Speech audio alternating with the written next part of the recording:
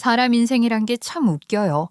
모든 게 잘 되는 것 같을 때 꼭 뒤통수를 치곤 하죠.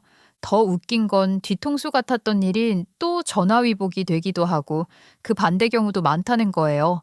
그래서 인생이 신비로운 걸지도 모르겠네요. 저는 오늘 복인 줄 알았던 일이 화가 되었던, 하지만 화 같았던 일이 또 복이 되기도 했던 아주 기묘하고 재미났던 제 이야기를 들려드리고자 합니다. 잘 들어주세요. 저는 어릴 때 엄마를 잃고 아버지와 단둘이 살아왔어요.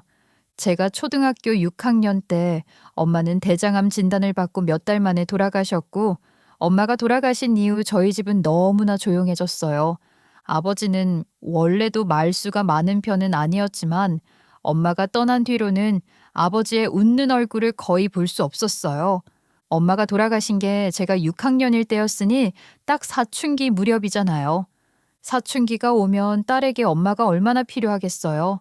신체 변화가 시작되면 속옷도 사야 하고 초경도 시작하고 그뿐 아니라 여러 가지로 엄마 손길이 필요하잖아요. 그렇다 보니 아무래도 아버지는 그걸 겪기 전부터 걱정이 되셨나 봐요. 몸의 변화가 시작되니 저도 겁이 났어요.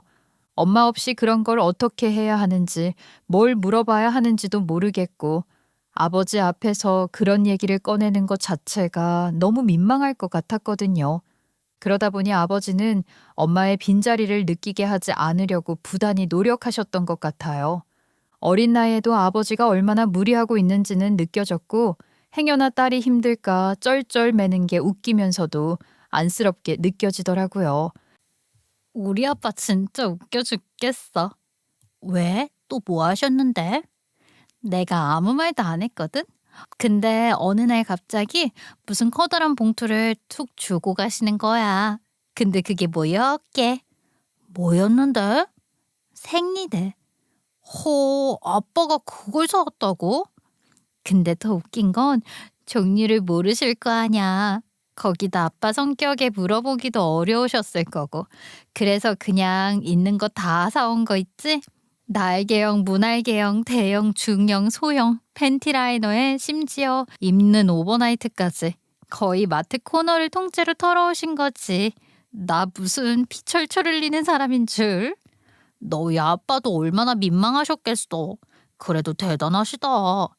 그러니까 웃기기도 한데 좀 안쓰럽고 고맙기도 하고 그렇더라고. 엄마 빈자리 티 안 나게 하려고 아빠가 혼자 애쓰시는 게 너무 느껴져서 나도 괜히 더 잘해야겠다는 생각도 들고. 그래서 저는 자연스럽게 공부에 열심인 학생이 됐어요. 아버지에게 잘해야겠다는 생각, 제가 잘하면 아버지가 덜 고생할 거라는 생각이 늘 머릿속에 있었어요. 아버지가 제 앞에서는 괜찮은 척을 하면서도 밤에 작은 한숨을 길게 내쉬는 걸 저는 가끔 들었거든요. 그런 날이면 더 이를 악물고 열심히 공부했지요. 그렇게 중고등학교 내내 열심히 공부한 저는 결국 국내에서 손꼽히는 대학 경영학과에 합격했고, 대학에 들어가서도 긴장을 놓지 않았어요. 성적도 늘 상위권을 유지했고, 방학마다 인턴십과 프로젝트를 찾아다녔죠.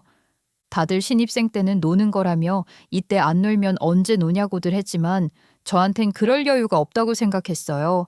그때는 그게 제 성격인 줄 알았지만 사실은 성격이라기보다 불안이었겠죠.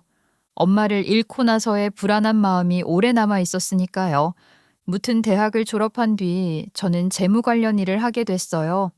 기업 재무팀과 외부 감사 사이에서 숫자를 맞추고 자료를 정리하는 실무를 맡았죠. 재무제표를 읽고 자금이 어떤 경로로 움직이는지, 회사가 공식적으로 말하지 않는 숫자가 어디에 숨어 있는지를 현장에서 배웠어요. 그리고 몇 년 정도 경력이 쌓인 후 대형 회계법인의 재무조사 컨설팅 팀에서 스카웃 제의가 들어온 거예요. 이 팀이 하는 일은 일반적인 재무일과는 달랐어요. 기업 내부 횡령 의혹, 분식회계, 대규모 자금 유출, 내부 고발 사건이 터졌을 때 투입돼 실제로 무슨 일이 벌어졌는지를 숫자와 기록으로 복원하는 역할을 하는 거였죠. 그리고 거기서 맡은 제 역할은 계좌 흐름, 내부 자금 이동, 메신저 대화, 이메일 내역, 회계장부를 종합해서 이 회사의 돈이 어디서 새고 있는지를 해부하는 일이었어요. 기록들 속에서 조각들을 다시 맞추는 정말 지독하게 디테일한 작업이었죠. 좋은 페이를 받고 스카웃된 만큼 실무 강도는 상당했어요. 한 프로젝트에 투입되면 몇 주씩 야근이 이어졌고 자료 하나를 놓치면 전체 구조가 무너질 수도 있었고요. 대신 업계에서는 저희 팀을 엘리트 코스로 불렀고 실력만 있으면 빠르게 인정받을 수 있었고 보상도 확실했어요. 저는 팀에서 비교적 빠르게 주도적인 역할을 맡게 됐어요. 특정 기업의 자금 흐름을 처음부터 끝까지 책임지고 정리하는 역할까지 맡았고 그만큼 내부 정보에도 깊이 접근하게 됐죠. 그러면서 회사들의 각종 비리들에도 깊숙이 알게 됐고요. 그렇게 일적으로는 승승장구하고 있었지만 세상사 사ong지마라고 바로 그 지점은 돌연 제 인생 최악의 순간이 됐습니다. 어느 순간부턴가 협박 이메일과 문자가 오기 시작하더니 그 다음엔 새벽마다 전화가 걸려왔어요. 전화를 받으면 아무 말 없이 끊겼고 번호는 발신자 추적 불가였어요. 그래도 거기까진 이 일 하면서 어느 정도는 감당해야 할 일이겠거니 생각했어요. 별별 사람들 속을 다 들여다보는 일을 하다 보면 누군가 미워할 수도 있겠지. 그냥 기분 나쁜 겁죽이겠지. 그렇게 스스로를 설득했죠. 그런데 어느 날은 회사에서 퇴근해 집에 돌아왔는데 현관 앞에 작은 봉투가 놓여 있는 겁니다. 그 안에는 난도질된 제 사진과 함께 협박 편지가 들어 있었고 그걸 보는 순간 저는 그대로 주저앉고 말았어요. 머릿속이 새하얘지면서 손끝이 얼어붙고 숨이 턱 막혔어요. 그때부터 그 일은 단순한 압박이 아니라 위협으로 다가오기 시작했어요. 아, 이러다 나 죽을 수도 있겠구나 하는 두려움이 온몸을 감쌌죠. 이거 뭐야? 이게 뭐야? 일단 진정해. 숨부터 쉬어. 괜찮아, 괜찮아. 아빠가 볼게. 아빠 있잖아. 아빠, 나 어떡해. 지금 밖에 누가 있는 거 아니야? 나 어떡해. 그날 그 순간부터 저의 일상은 완전히 무너져 내리기 시작했어요. 엘리베이터에서 누가 같이 타면 심장이 미친 듯이 뛰었고 뒤에서 발소리만 나도 숨이 막혔어요. 혹여나 누가 흉기라도 들고 공격하면 어쩌나. 그럼 나는 꼼짝없이 당해야 하나. 불안해서 살 수가 없었어요.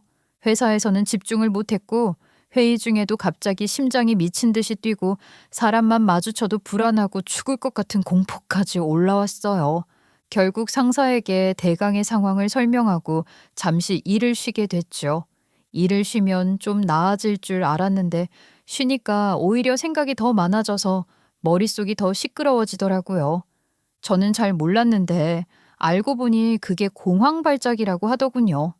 저는 병원에서 말로만 듣던 공황 장애 초기 진단을 받았습니다. 제가 미친 건가요? 멀쩡하다가도 갑자기 그렇게 돼요.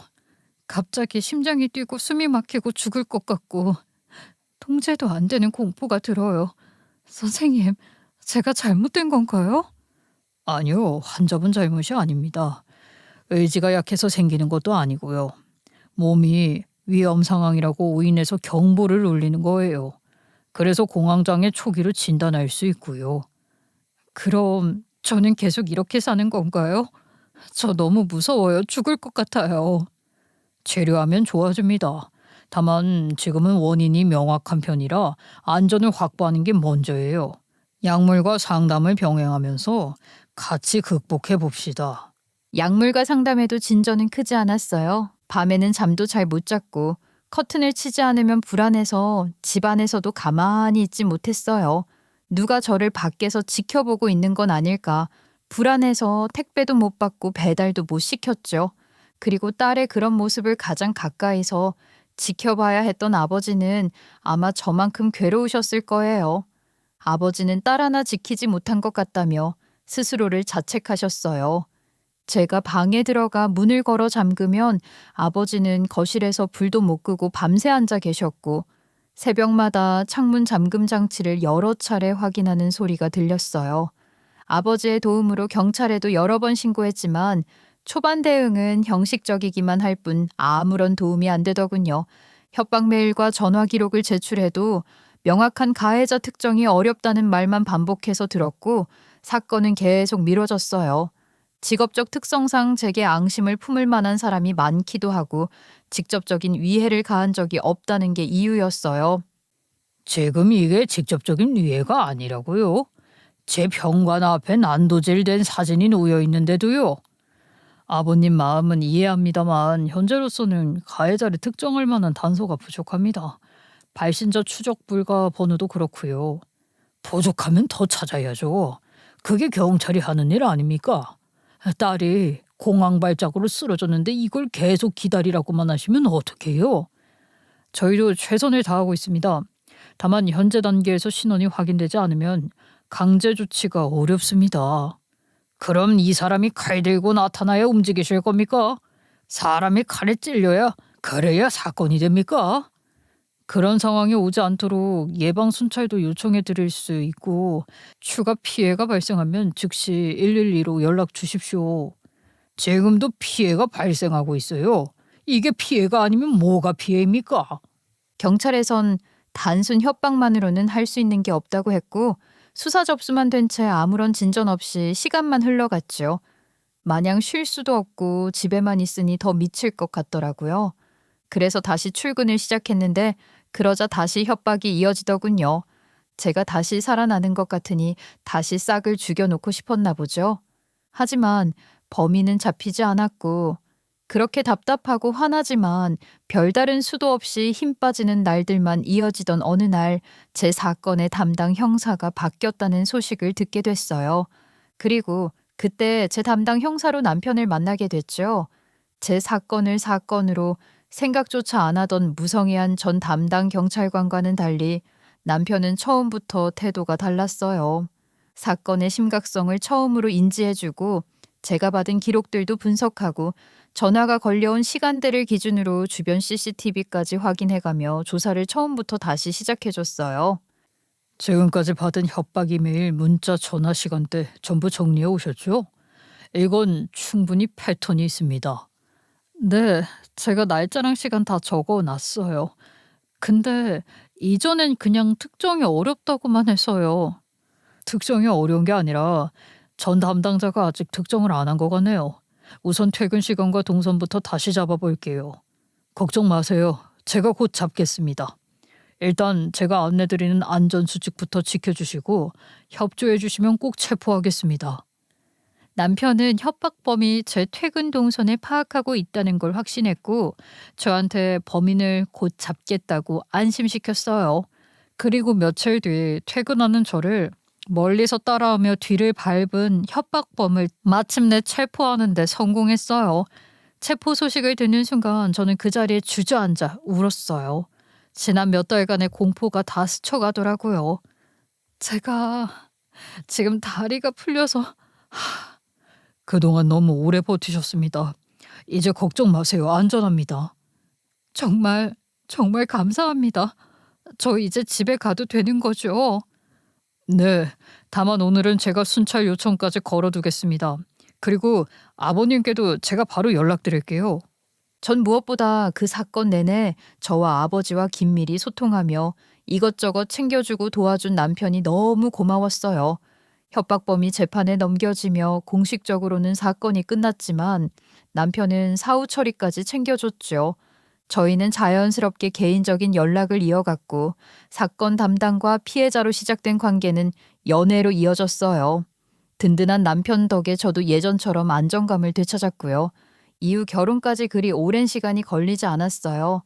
아버지는 남편을 볼 때마다 강서방 하며 고마워했고 우리 딸 인생을 살려준 사람이라며 결혼을 반기셨죠. 시부모 역시 저를 많이 예뻐했고 저희는 양가의 축복 속에 결혼을 했어요. 결혼 후 저는 다시 바쁘게 일했고 남편은 여전히 형사로 현장을 뛰었어요. 저희는 각자의 일을 존중하며 잘 지냈고 시부모와의 관계도 무난했죠. 시부가 원래 하던 학원 일이 잘 안 돼요. 시가가세가 좀 기울기는 했지만 그렇다고 크게 걱정할 정도까진 아니었고요. 그러던 무렵 남편이 근무하는 경찰서에서는 그 일대에 혼자 사는 여성들을 대상으로 한 범죄 사건들이 일정 기간 동안 반복되고 있었어요.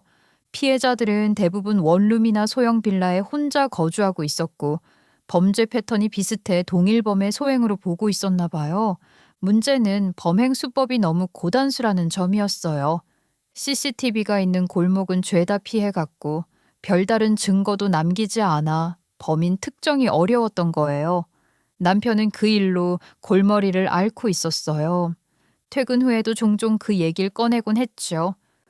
이놈 분명히 전과도 많을 거야. CCTV에 있는 길은 귀신같이 피해가고 흔적이 없어. 아주 치밀한 놈이라니까. 빨리 안 잡으면 더 큰 피해가 생길까봐 걱정인데. 진짜 나쁜 놈이다. 여자 혼자 사는 거 노리고 그런 짓을 하는 게 사람이냐? 정말 방법이 없어? 피해자 진술은? 다른 증거가 안 잡히니까. 피해자 진술만으로는 한계가 있어. 답답해 죽겠다. 팀이 다 달라붙었는데도 손에 잡히는 게 없으니. 남편을 비롯한 팀원들은 모두 이 사건에 점점 더 매달리게 됐어요. 열흘 넘게 집에 오지도 못하고 밤을 새우며 수사를 했고 가끔 집에 들르는 날도 남편은 너무 지쳐 보였어요. 집에 들어오자마자 소파에 앉아서 옷도 제대로 못 벗고 쓰러지듯 잠든 남편을 보면 안쓰러움만 커졌죠. 그러다 수사에 진전이 생기며 용의선상을 좁히며 용의자의 뒤를 밟기 시작했고 그날 사건이 벌어졌어요.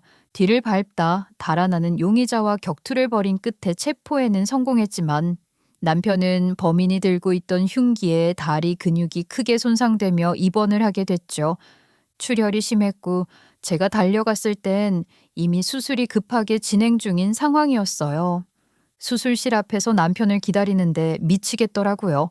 그렇게 몇 달간을 남편을 힘들게 하던 범인이 결국 남편을 이렇게 쓰러지게 만드는구나 싶어 눈물이 앞을 가렸죠. 다행히 수술은 성공적으로 끝났고 생명에 지장이 있다거나 한 건 아니었지만 병원에서 받은 진단은 생각보다 더 심각했어요. 범인이 휘두른 흉기가 허벅지 깊숙이 들어갔고 대퇴부 근육과 함께 주요 신경이 손상됐다는 거예요. 의사는 다리를 다시 제대로 쓸 수 있을지 묻는 질문에 확답을 하지 않았고 신경 손상이 있어서 회복이 되더라도 예전처럼 움직이기는 어려울 수 있다고 하더군요. 흉기가 허벅지 깊숙이 들어가면서 대퇴부 근육 손상이 크고 주요 신경 쪽도 손상이 확인됐습니다. 신경이요? 그럼 지금 단계에서 확답드리긴 어렵습니다. 회복은 재활경과에 달렸는데 예전처럼 움직이기는 어려울 수 있습니다. 저 형사입니다, 선생님. 뛰고 몸으로 막는 게 제 일이라고요. 최대한 기능을 살리는 방향으로 수술했으니 이후 재활을 적극적으로 한번 해봅시다. 확신을 드릴 수는 없지만 그래도 아직 희망을 완전히 놓을 단계는 아니에요. 두 다리로 뛰어다니는 직업을 가진 사람에게는 그야말로 청천벽력 같은 소식이었어요. 그럼에도 남편은 재활에 따라 결과가 달라질 수 있다는 희망을 품고 재활 치료 동안 매번 고통을 참고 버텼어요. 정말 피땀 흘려 재활을 열심히 했지만 회복은 쉽지 않았어요. 허벅지에 힘이 제대로 들어가지 않았고 감각이 둔한 부분도 남았다고 하더군요. 남편은 이를 악물고 걷는 연습을 했고 저는 옆에서 괜찮은 척 웃어주면서도 속이 타들어갔어요. 재활 경과를 지켜보던 의사는 걷는 건 가능하지만 순간적으로 방향을 바꾸거나 빠르게 뛰는 동작은 어려울 거라고 하더군요. 지금 상태로 봤을 때 걷는 건 가능하실 겁니다. 일상 보행은 목표로 잡을 수 있겠네요. 다만 빠르게 뛰거나 순간적으로 방향을 바꾸는 동작은 어렵습니다. 신경 손상 후유증이 남아서 반응이 늦을 수 있어요. 네? 그럼 뛰지 못한다는 건가요? 그 부분은 위험합니다. 무리하면 넘어지거나 재손상 가능성이 큽니다. 그러면 회복이 되더라도 전처럼은 힘들 수 있다는 거죠? 그렇습니다. 재활로 좋아질 수는 있지만 이전과 같은 기동성은 기대를 버리시는 게... 재활이 끝난 뒤에도 남편은 결국 약간 다리를 절룩거리게 됐고 뛰는 건 거의 힘들어졌어요. 계단을 내려가는 것도 전과는 달라졌고요. 현장에서 범인을 추격하거나 몸싸움을 벌이는 형사 업무에는 분명한 한계가 생긴 거였어요. 사실상 기존에 하던 일들은 더 이상 할 수 없는 거였죠. 남편은 그 사실을 받아들이기 힘들어했고 다리보다 남편의 자존심이 더 크게 다쳤다는 걸 전 그때부터 느끼기 시작했어요. 남편은 복귀했지만 경찰 내부에서는 자연스럽게 다른 부서로의 이동이 논의됐어요. 현장 출동이 잦은 형사 업무를 계속하기는 어렵다는 판단이었어요. 안타깝지만 당연한 일이었죠. 결국 남편은 내근위주의 부서로 옮겨갔지만 거기서의 역할은 남편에게 맞지 않았던 모양이에요. 보고서 작성과 자료 정리 위주의 업무였고 현장에서 사람을 상대하며 직접 움직이는 일이 좋아 경찰이 된 남편에게는 답답한 자리였던 거예요. 그러면서 남편은 스스로가 쓸모없어졌다고 느끼기 시작했던 것 같아요. 집에 돌아와서도 말수가 줄었고 자주 멍하니 앉아 있었고요. 그렇게 몇 달이 지나며 남편은 점점 방황하기 시작했어요. 저는 옆에서 괜찮다고 다른 길도 있다고 말했지만 남편은 형사를 그만두는 순간 자기 인생도 끝나는 것 같다고 하며 이러지도 저러지도 못하고 계속 방황을 했어요. 그러다 결국 남편은 긴 고민 끝에 경찰을 그만두겠다고 하더라고요. 저는 그런 남편의 선택을 믿어주며 박수를 보내줬어요. 그동안 수고했다고 다른 일을 찾아보자고요. 매일 생각했어. 보고서 쓰면서도 책상에 앉아 있으면서도 내가 왜 여기 있나 싶더라. 내가 하루하루 썩어 들어가는 기분이었어. 쓸모없는 사람이 된 것 같아서 당신한테도 미안하고. 미안할 게 뭐가 있어. 당신이 내 인생에서 제일 힘든 순간에 나를 다시 끌어내줬잖아. 이제는 내가 당신 잡아줄 차례야. 다른 일 찾아보자 같이. 응? 당신 얼마든 다른 삶 살 수 있어. 형사를 그만둔 뒤 남편은 한동안 집에만 있었어요. 처음에는 다친 몸과 마음을 회복하는 과정이라고 생각했지만 시간이 지나도 남편은 크게 달라지지 않았어요. 아니, 오히려 상태는 더 안 좋아졌어요. 남편은 마치 예전에 협박범에 시달리던 때의 저 같았어요. 집에만 처박혀 빛도 보지 않고 사는 그 모습이 예전 저를 보는 듯 했죠. 차이가 있다면 예전에 저를 붙잡는 건 외부에 있었지만 남편을 묶어두는 건 남편 내면의 존재였다는 거였죠.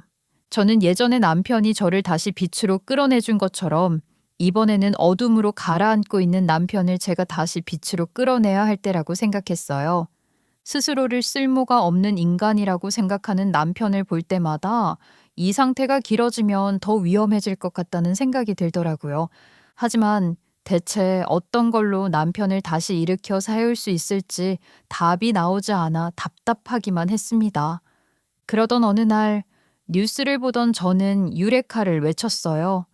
그건 바로 탐정 합법화에 관한 뉴스였죠. 민간 영역에서 사실 확인과 조사 업무를 수행하는 탐정 직업군에 대한 법적 정비가 이루어지고 그동안 쓰지 못하던 탐정 명칭 사용 제한도 완화됐다는 내용이었어요. 그러니까 한마디로 민간 경찰처럼 사건을 조사하고 범인을 잡는 탐정이라는 직업 자체가 가능해졌다는 거예요. 저는 그 뉴스를 보는 순간 이거다 싶었어요. 머릿속에서 퍼즐이 딱 맞아떨어지는 느낌이 들더라고요. 남편이 형사 일을 못하게 되면서 잃어버린 게 뭔지, 남편이 집안에서 왜 그렇게 무너지는지 그 답이 거기 있는 것 같았어요. 처음엔 남편은 그래봤자 불법 흥신소나 다를 거 없지 않냐며 회의적인 반응을 보였어요. 기회는 무슨. 그게 결국 불법 흥신소랑 뭐가 달라. 나 그런 거 안 해. 아니야, 합법 영역이 됐다니까? 민간 영역에서 사실 확인하고 조사하는 거라잖아. 당신이 하던 일이랑 결이 비슷하잖아. 내가 하던 건 형사고 그건 경찰이니까 가능한 거였지. 경찰 옷 벗고 무슨 바람 피우는 것들 뒷공문이나 쫓고 불륜남이나 잡아주는 거 하면 나 그런 거 하면서 살기 싫어. 그래도 명색이 강력계 형사였는데 자존심이 있지. 누가 바람 피는 거 잡으래? 어차피 현실은 다 그거야. 그럼 우리가 방향을 정하면 되잖아. 당신이 하고 싶은 조사만 받게 시스템을 만들면 되잖아. 응? 회의적인 남편을 설득하기 위해 제가 움직였어요. 관련 법령과 판례를 다시 확인하고 실제로 활동 중인 민간조사 업체들을 조사했어요. 불법 영역과 합법 영역의 경계를 정리하고 현직 형사일 때 해왔던 것처럼 조사와 검증 작업을 민간 영역에서 하는 거라는 걸 남편에게 보여줬죠. 단순히 누굴 미행해서 약점을 잡는 게 아니라 기록과 사실관계와 동선을 통해 진짜를 찾아내는 작업이라는 걸요. 남편이 숨막혀 하던 보고서 업무랑은 다르게 현장 감각과 분석력이 살아야 하는 일이기도 했고요.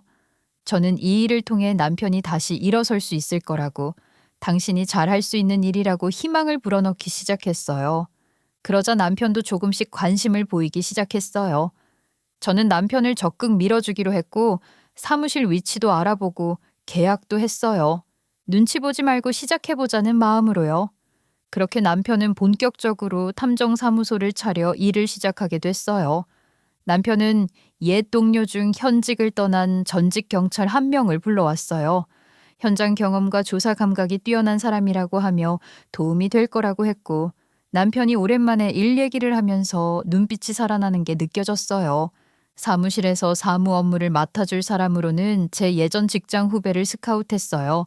숫자와 자료 정리에 강하고 입도 무겁고 해서 여러모로 믿고 아끼던 후배였는데 고된 업무에 치여 일을 쉬고 있던 친구였거든요.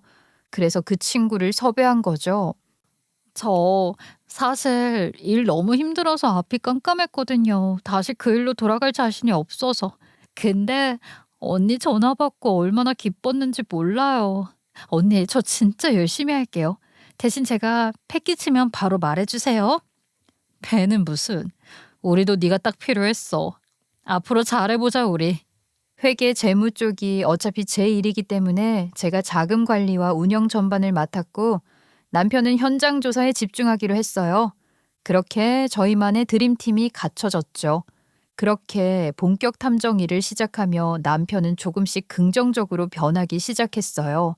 움츠려 지내던 남편은 의뢰가 하나둘 들어오면서 표정부터 바뀌었어요. 남편은 다른 흥신소처럼 불륜을 캐는 시시한 일은 맡고 싶지 않다고 했었고, 그래서 좀 더 특화된 일들을 맡았어요. 주된 의뢰는 실종된 사람의 행적을 추적한다거나 스토킹 용의자를 찾는다거나 하는 일들이었죠. 보통은 경찰에 신고도 하고 사건 접수도 했지만 사건이 발생하지 않아 경찰에선 심각하게 보지 않아 진척이 없는 경우들이 대부분 사무소를 찾아왔어요. 누군가에겐 간절한 일들을 해결해 나가며 남편은 다시 그 날카로운 분석력과 번뜩이는 감을 찾아 나갔고 그러면서 활력도 찾아 나갔어요. 저는 역시 남편은 이 일을 해야 하는구나, 제 판단이 틀리지 않았구나 싶었죠. 종일 핸드폰만 보며 멍하니 있던 남편이 하루 동안 있었던 일을 즐겁게 떠들어대며 활기를 띠기 시작했거든요. 그리고 남편이 안정을 찾아가던 그 무렵 시가에선 시부모의 싸움이 끊이질 않았어요. 저희 시부는 젊었을 때부터 학습지랑 학원 사업을 했던 사람이었거든요.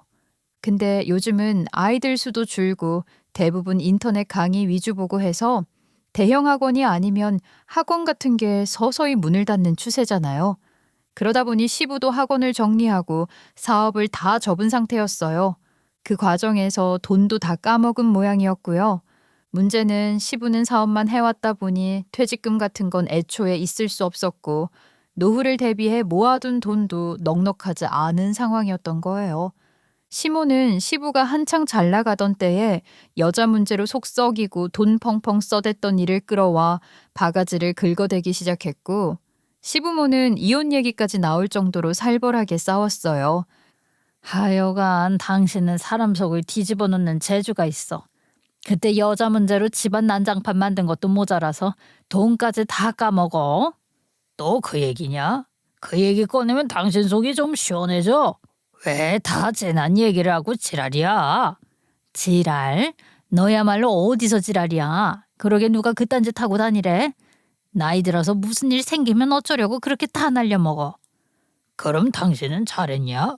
당신은 뭐 한 게 있다고? 기가 막혀. 돈 좀 번다고 여기저기 펑펑 쓰고 다니고 그럴 때 나라도 이 살림 똑바로 안 했으면 이 집이나 지켰을 줄 알아? 넌 나 때문에 산 줄 알아. 내가 뭘 위해서 참고 살았는데 나도 이제 이판사판이야. 다 늙어서 여자 없는 남자가 불쌍하지. 남자 없는 여자는 아주 천국이라고. 그래? 그럼 이참에 갈라서 이혼하자고. 아이고 누가 무섭대. 바라던 바야. 물론 그 나이대 흔한 부부들이 그렇듯 말로만 이혼 할 뿐 실제로 이혼까지 가지는 않았지만 시가 분위기는 심각했어요.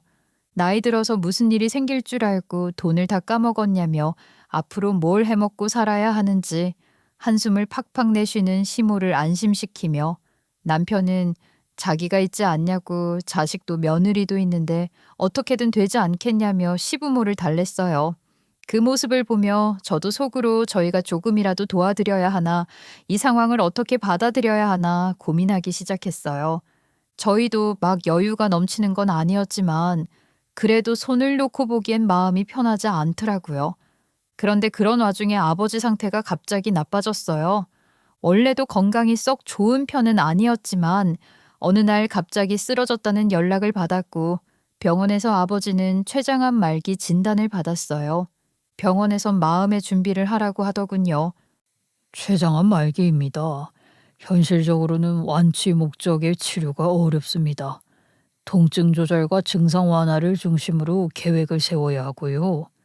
그럼 얼마나?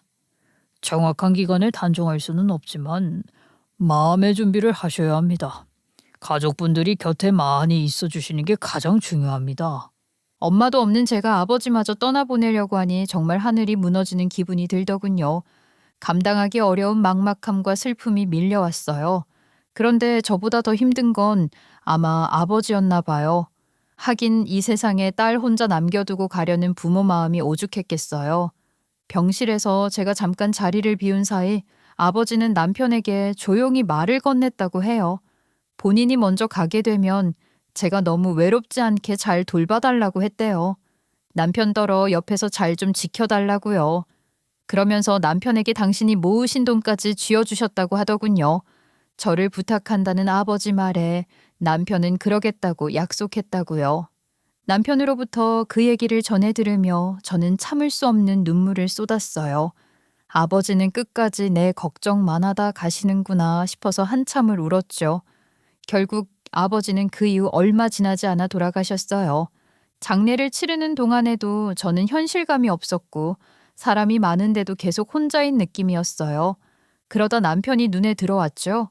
장례식장 한켠에서 남편은 묵묵히 자리를 지켰고 친척들 사이에서 상주로서의 역할을 다했어요. 저는 그 모습을 보며 아버지가 왜 남편에게 그런 부탁을 했는지 알 것 같았어요.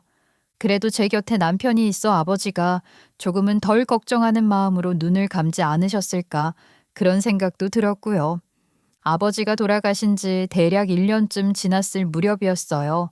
슬픔을 수습하고 저도 다시 회사 일에 집중하고 있었고 남편 역시 탐정사무소 일이 안정되면서 일상이 제자리를 찾은 것처럼 보이던 시기였죠.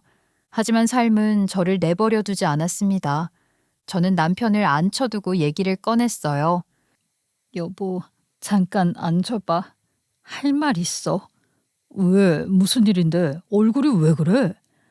예전에 내가 맡았던 기업권 있지? 그게 다시 문제가 됐어. 문제가 되다니. 당신이랑 상관 있는 거야? 아직 수사나 소송까지 간 건 아닌데 내가 참고인 겸 실무 책임자로 엮일 가능성이 생겼어. 그래서 혹시 몰라서 대비를 해야 해. 일정 금액을 단기간에 준비해야 할 수도 있어. 변호사 선임비 이런 거요? 아니, 조사에 들어가면 자금이 묶이거나 공백이 생길 수 있거든. 그걸 대비하는 차원이야. 얼마나 필요한데? 상황에 따라 다르겠지만 몇 달 안에 현금이 필요해질 수도 있어. 그래서 말인데 우리 아버지가 남기고 간 돈 있잖아. 아버지가 당신 손에 쥐어주면서 내 앞날에 급할 때 쓰라고 남겨주신 돈. 그걸 좀 쓸 수 있을까 해서. 저는 그걸 당연히 저희 둘이 함께 관리하고 있다고 믿고 있었어요. 그래서 조심스럽게 꺼낸 말이었는데 남편은 어깨를 으쓱 하더니 너무 아무렇지 않게 말하더라고요. 그 돈? 그거 이미 우리 엄마한테 줬는데. 뭐? 지금 뭐라고 했어? 엄마 드렸다고. 집안일에 쓸 때가 있다 그래서. 아니 어떻게 그 돈이 어떤 돈인데 어떻게 나한테 말도 없이 어머님한테 그걸 다 드려? 왜 이래? 그거 어차피 내가 받은 돈이고 집안일에 쓴 거니까 문제될 거 없잖아. 그거 우리 아버지 돈이야. 우리 아버지가 급할 때 쓰라고 남겨둔 돈이잖아. 당신 아버지가 나한테 준 건데 이제 와서 당신 권리 찾겠다는 거예요? 급할 때 쓰라고 하셨지. 그래서 급한 우리 엄마한테 준 거잖아. 당신 아버지가 나한테 맡기고 간 돈인데 갑자기 이제 와서 당신 관리를 찾기라도 하겠다는 거야? 그럼 그 관리가 당신한테 있다는 거야? 당연하지. 남편은 자기 권리를 확인시키려 했지만 저는 그 순간 다른 걸 확인했어요. 이 사람은 더 이상 제가 알던 사람이 아니라는 걸 말이죠. 저는 더 이상 따지지도 화를 내지도 않았어요. 오히려 고개를 끄덕이며 그 말 꼭 기억하라고 했어요. 남편은 그게 무슨 뜻인지도 모르고 대수롭지 않게 넘겼고 며칠 뒤 저는 제가 운영과 자금을 전부 맡아 차려준 남편의 탐정사무소를 조용히 정리했어요. 표면적인 대표는 남편 이름이었지만 실질적인 권한과 자금 흐름은 전부 제가 쥐고 있었으니 처리는 간단했어요. 계약 정리하고 계좌 흐름 끊고 장비와 자료도 제가 관리하던 대로 정리했어요. 직원들에게는 먼저 상황을 설명하고 필요한 정산도 끝냈고요. 그 사실을 알게 된 날 남편은 난리가 났죠. 당신 뭐 하는 짓이야? 미쳤어? 사무실을 왜 당신이 정리해? 누가 허락했는데? 허락? 그 가게도 그 사무실도 전부 내가 차려준 거였어. 내 거 내가 정리한 것뿐이야. 지금 장난해? 나 요즘 일 잡히고 있잖아. 의뢰도 있는데. 그럼 다시 차리면 되지. 당신 돈으로 당신이 차려. 그럼 되잖아. 지금 그 3억 때문에 이래? 그거랑 이건 다르지. 뭐가 달라? 당신도 그 3억 그렇게 처리하지 않았어? 상의 한마디 없이? 그건 우리 엄마가 급해서. 나도 급해서 정리한 거야. 조사 과정에서 묶일 수 있는 작은 공백 대비해야 한다고 말했는데 당신은 내 얘기 들을 마음이 없었잖아. 아니 그래도 남편은 그제야 뭐가 잘못됐는지 느끼는 표정이었지만 그땐 이미 늦은 뒤였죠. 사실은 몇 달 전부터 남편의 태도가 미묘하게 달라지고 있었다는 걸 저는 눈치채고 있었어요. 여자의 직감이라는 게 있잖아요. 말투가 달라지고 핸드폰을 자꾸 뒤집어 놓고 사소한 질문에도 예민하게 반응하고 처음엔 저는 제가 예민한 줄 알았는데 그게 아니었어요. 남편 사무소 직원, 제가 스카웃해서 탐정사무소에 취직시킨 제 전 직장 후배 있잖아요. 그 후배가 저에게 만나자고 하더니 얘기를 하는 거예요. 처음에는 확신이 없어서 말하기 망설였는데 제가 알아야 할 것 같다면서 후배는 어렵사리 말을 떼기 시작했어요. 언니, 저 진짜 고민 많이 했어요. 괜히 제가 오해하는 걸 수도 있고 말 꺼냈다가 언니한테 상처만 주는 걸까 봐요. 뭔데 그래? 말 돌리지 말고 있는 그대로 말해. 나 괜찮아. 사무실에서요. 대표님이 사실 좀 젊은 여성 의뢰받을 때마다 유독 태도가 달라져요. 그냥 친절한 게 아니라 뭔가 선을 넘어가요. 어떤 식으로? 불안에 떨면서 찾아온 여성들 있잖아요.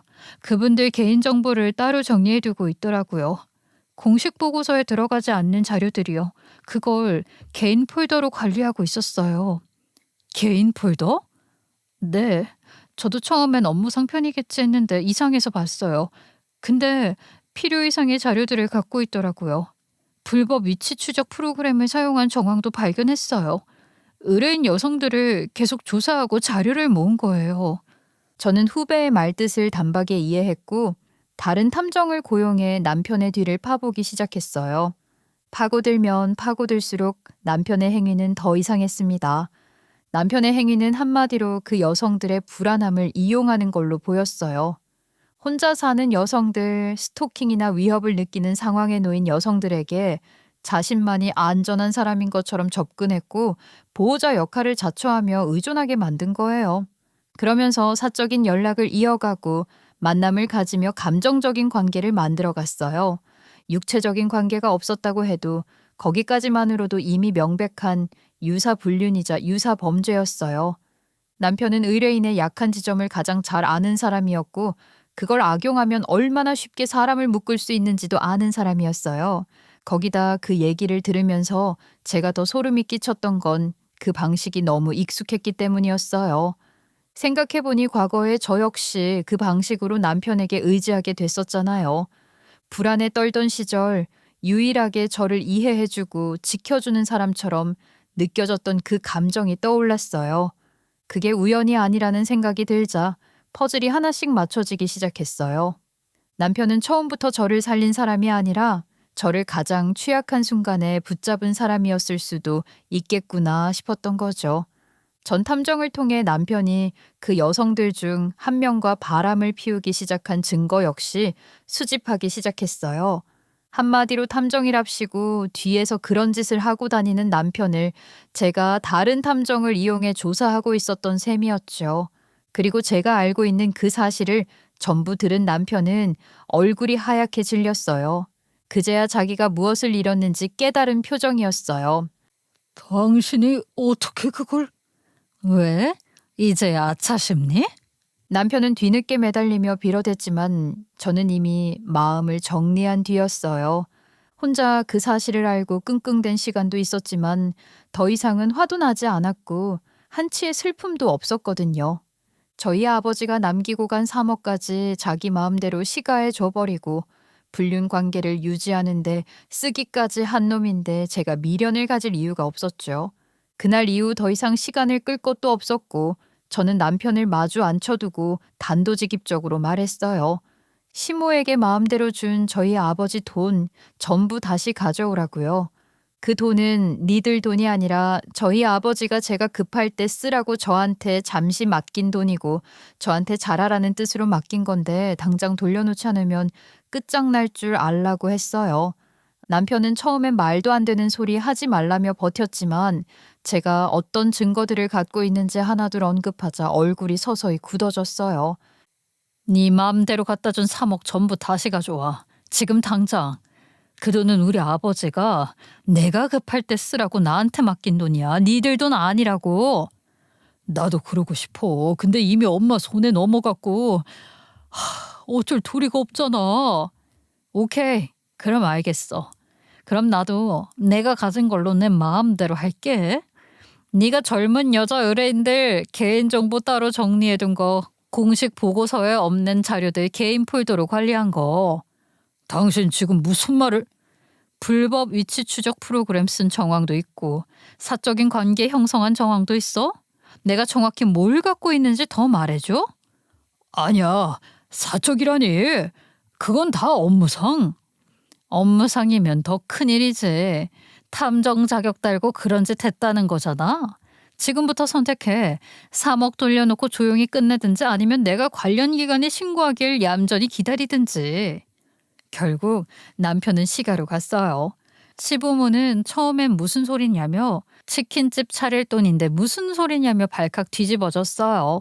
이미 시부모 둘은 그 돈을 노후자금처럼 생각하고 있었고 앞으로 장사 하나 차릴 생각까지 하고 있었다고 하더라고요.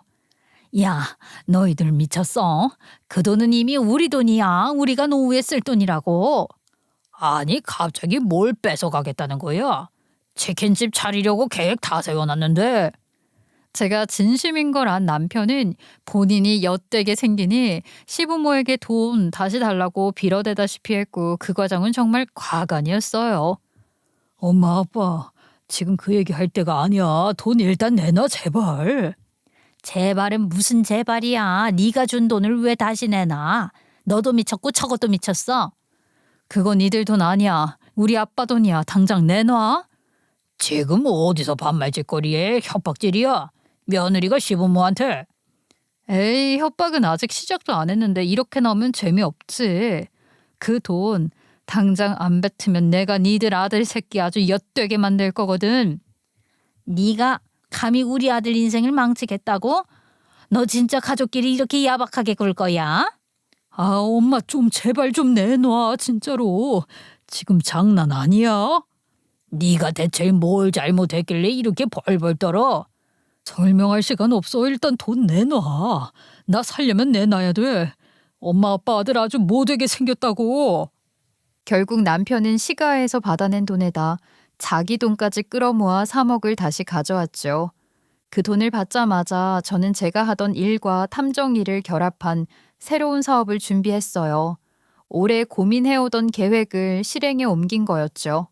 단순히 사람 뒤를 캐거나 사생활을 들여다보는 일이 아니라 기업 내부 비리, 자금 유출, 내부 횡령 같은 걸 민간 영역에서 정리해주는 조사 컨설팅 쪽으로 방향을 잡았어요.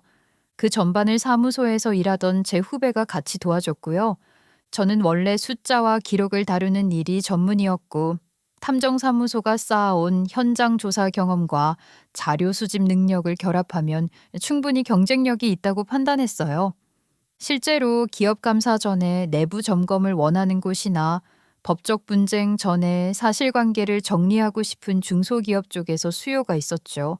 초반에는 쉽지 않았지만 몇 건의 프로젝트를 성공적으로 마치면서 점점 입소문이 났어요. 탐정사무소에서 일하던 제 후배도 함께 일을 하게 됐어요. 저희는 역할을 명확히 나눴고 저는 자금과 구조를, 그 친구는 자료 정리와 외부 대응을 맡았어요.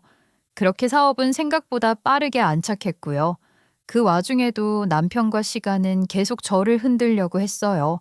시모는 몇 번이나 직접 찾아와 돈을 더 내놓으라고 했고 남편은 사업이 잘 되는 걸 보더니 슬그머니 숟가락을 얹으려 했죠. 예전처럼 자기가 현장 경험이 있다느니 이름만 빌려달라느니 하는 말을 꺼냈지만 택도 없는 소리였어요. 남편은 몰랐지만 저는 열심히 사업을 굴려감과 동시에 이혼 준비를 하고 있었거든요. 그리고 남편이 탐정 자격을 이용해 불법적으로 여성 의뢰인들의 정보를 저장하고 위치 추적 프로그램을 사용한 기록들, 사적인 관계를 형성한 정황들까지 전부 정리해 관련 기관에 신고부터 했어요. 그 결과 남편은 벌금형을 받았어요. 그 말인즉 탐정일에선 완전히 손을 떼게 됐다는 소리였지요. 탐정 자격을 이용해 그런 짓을 저지른 이상 형사로 복귀하는 건 애초에 불가능해졌고 탐정으로 일하는 것도 불가능했어요. 그동안 쌓아왔던 경력은 오히려 족쇄가 됐고요. 저는 그 절차가 끝나자마자 이혼까지 다이렉트로 진행했어요. 이혼은 생각보다 더 깔끔히 끝났어요. 다툴 여지도 없었어요. 남편은 이미 벌금형으로 신원이 정리돼 있었고 제가 쥐고 있는 자료가 더 있다는 것도 알고 있었기 때문에 감히 소송을 끌 엄두조차 못 냈으니까요. 이혼 후 저는 시작한 사업을 안정적으로 운영해가기 시작했어요.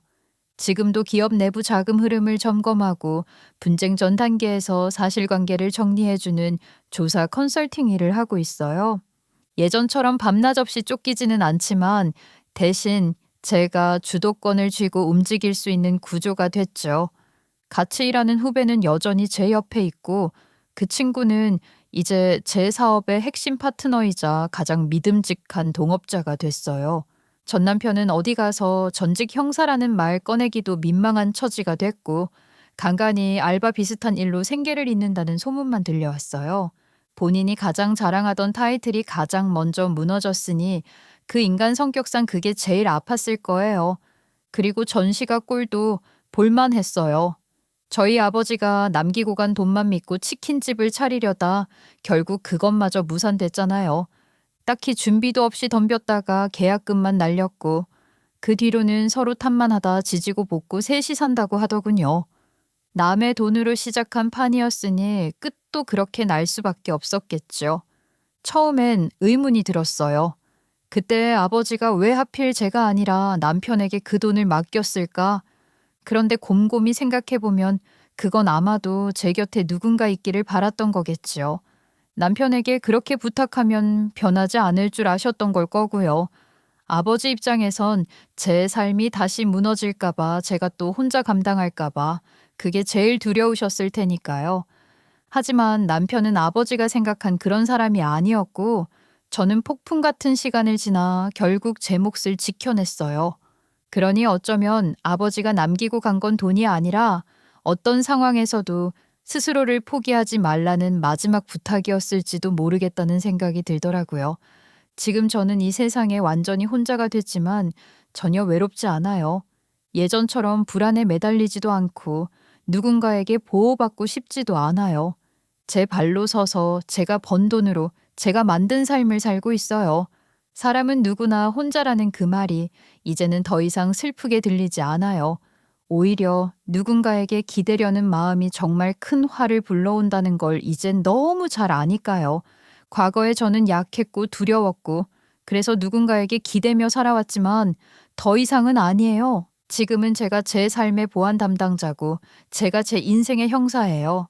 자신을 지키는 건 결국 자신뿐이라는 것, 그걸 결코 잊지 마시라는 말씀을 끝으로 드리며 오늘 제 얘기 들어주셔서 감사합니다.